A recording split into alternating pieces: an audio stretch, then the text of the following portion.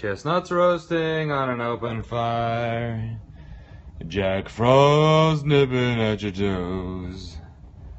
I can't tell if I'm turning this fire on or off. Which way does the gas flow? I don't know. Am I adding too much gas? Is this gonna blow up? That'll be some hot fucking content. Hello friends. Welcome to a very merry E3 here at No Clip headquarters. Chestnuts roasted. People live around here. I probably should be doing that. What's going on?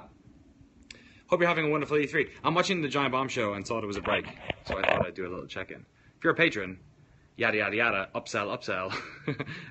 There's an update video, but that's not what this is about. This is about someone's been drinking. Actually, no. I just have the E3 madness, which comes after a day of walking around the most incredibly packed E3 show floor of all time. But it's okay, because we're back in the majestic, warm, fire-burning, pool sitting of No Clip headquarters. This is what you can do when you book your Airbnb,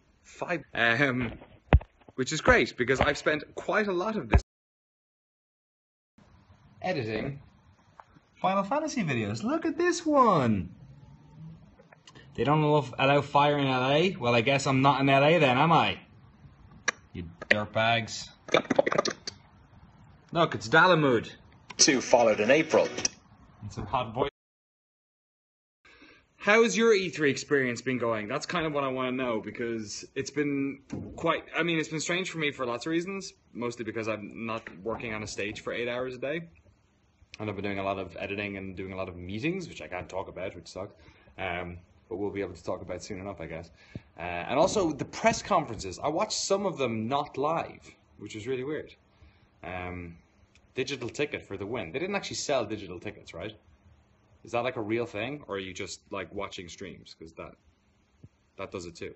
I mean, I feel like, thank you KV. Yeah, it was fun to chat to the Wolfenstein dudes, the guys from Machine Games. That was like the only bit of actual like E3 work I did this week. So that, and I was on Keely's stage show at one stage as well, which is pretty good. Is Anthem going to be the best game ever? Anthem looks like what I wanted Destiny to be.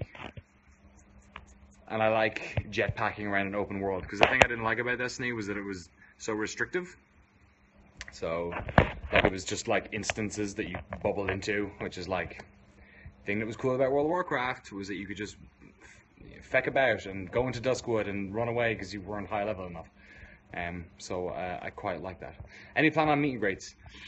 I'm hoping to maybe do it at the end of the week, but I'm so insanely busy, and since we got down here, a bunch more other stuff has come through that I also can't talk about right now, but some other video appearances and meetings that I have to go to, which is what I was worried about, which is why I didn't commit to a meet and greet down here.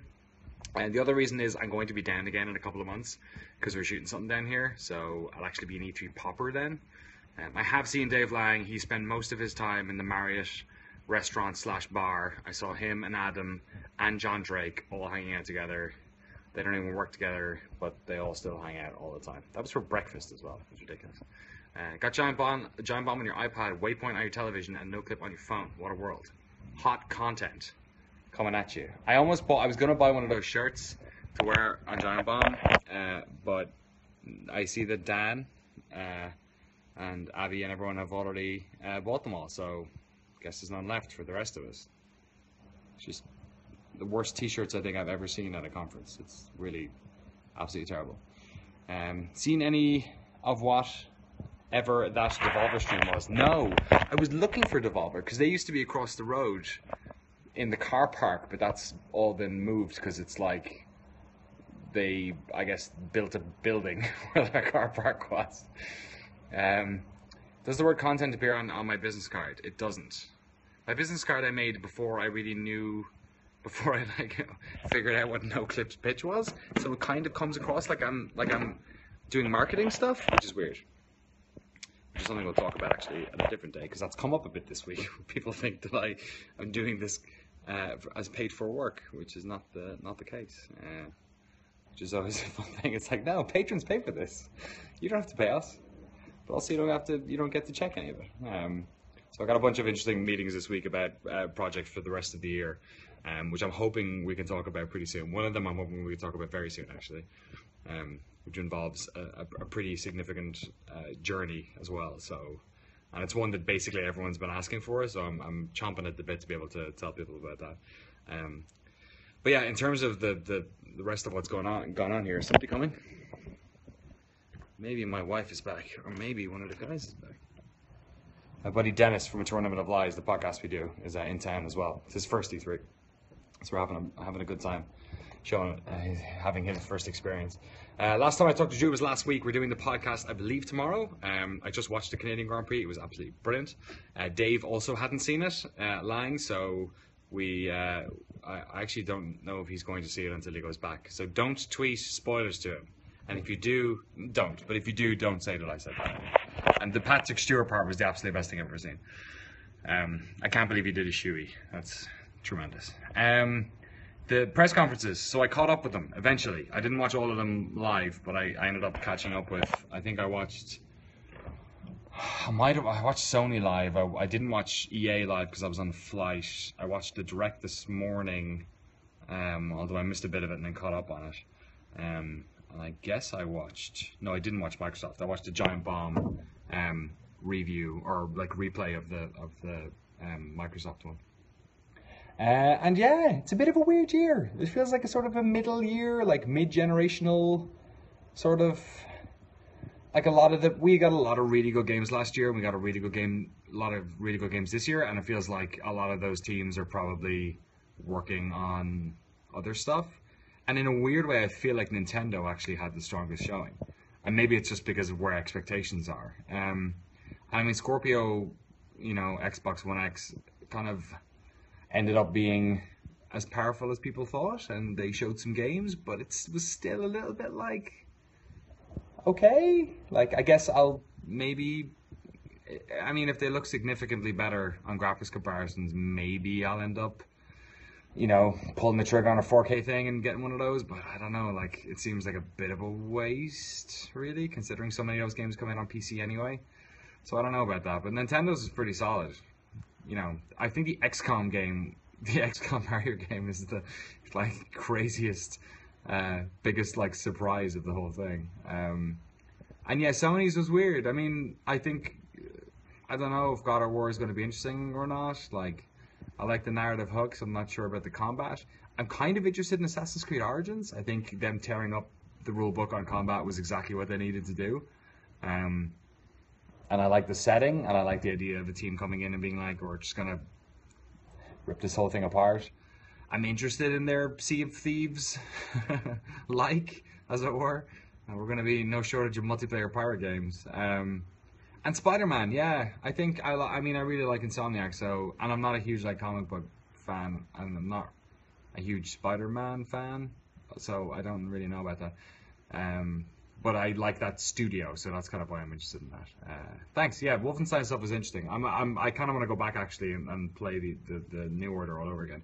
And the Bethesda VR stuff I am interested in. I mean, the Doom thing, I don't know how to convert the speed that game requires into a VR, because the big problem with VR is always the I don't know, movement element of it. That's why Super Hot works so good, because you don't move, you just not moving is basically built into the game.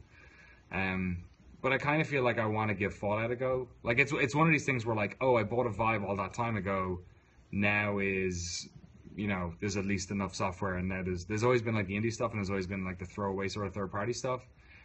Whereas now it's like, okay, there's some like big video game stuff that you can now do in VR. Although the Doom VR4 thing does kind of look like it's mini games or it's something else.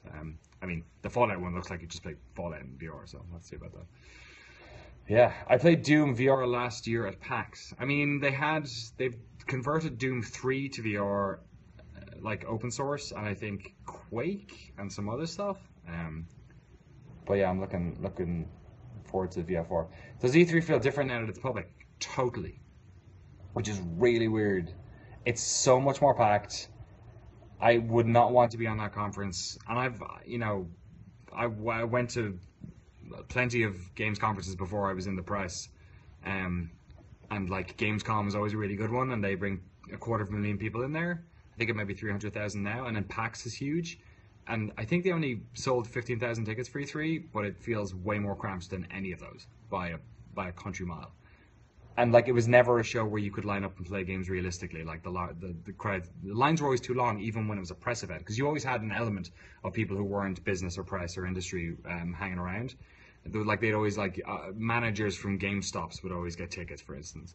So that there was always like that sort of element of people who were just there to play games anyway. And they always had lines for that. Like so, how many E3s have I been to? I think this is my fifth.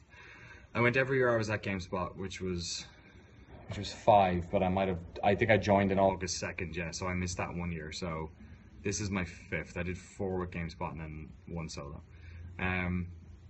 Yeah, so I don't know. I can see the lack of adapting to the new influx being a real negative backlash. Yeah, I feel like it's negative backlash from both perspectives. I feel like, and I wasn't on the show floor all that long, but I felt like I was really happy I wasn't working too much on the show floor. Tomorrow I've got loads of meetings, so I'll see then. But it was incredibly busy, and it was just like when there's that many people and it's that cramped and it's that hard to get around, it's more stressful than anything else when you've got 8 appointments to get to and you're running around.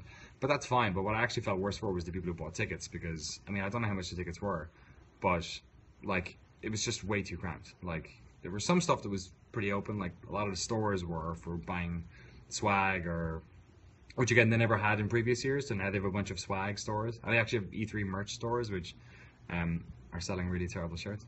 But yeah, it's nothing like PAX. If you've been to a PAX, like they know how to accommodate plus 100,000 people who are there to play games and buy stuff and hang out and meet their friends.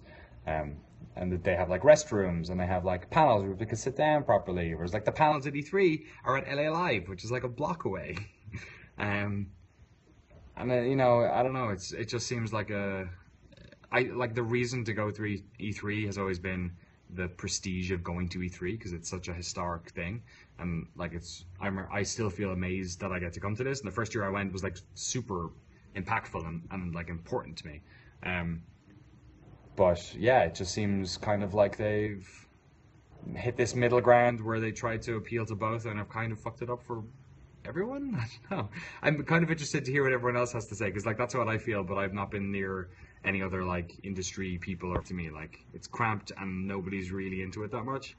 And it's also like a weird E3 because there's not a lot of big games. It's kind of like this interim year, so I don't know.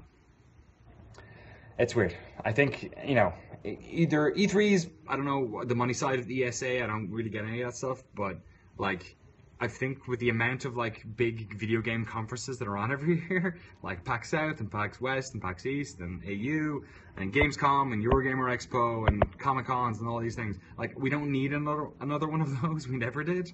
So whether the ESA is losing money because everyone's pulling out and this is just them in their like death throes trying to make more money back, but like E3 is never big enough to be cool. Like PAX is like so much bigger. The Gamescom's like 4 times bigger than E3, like in terms of land mass, so in terms of like square footage. So it seems like, it seems weird. All right, someone in chat there had fun today, but it definitely seems cramped. Yeah, I don't know. We'll see. Like maybe tomorrow won't be as bad, or the next day, but yeah, that left a little bit of a bad taste in my mouth. So shot some stuff today down there. Gonna shoot some more tomorrow. Got a bunch of cool interviews tomorrow. I'll be going on to a couple of streams tomorrow too. Finishing up these Final Fantasy things. Pretty much. I'm gonna go back to editing now.